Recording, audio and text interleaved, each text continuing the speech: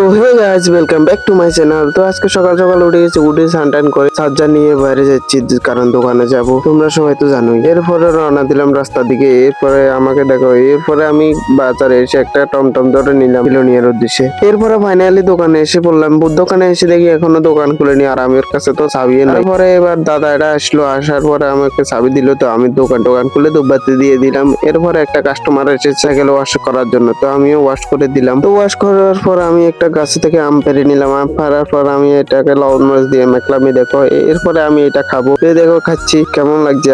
কি স্বাদ! তোমরা জানো না আম খেতে কি স্বাদ। এরপরে আমটা লবণ মরিচ দিয়ে আবার খেলাম। এরপরে ফাইনালি সন্ধ্যা হয়ে গেল। সন্ধ্যা হওয়ার পর আমি ধূপবাতি দিয়ে দিলাম। ধূপবাতি দেওয়ার পরে আমি রেডি হয়ে বসে রইলাম, কারণ বাড়ি যাবো।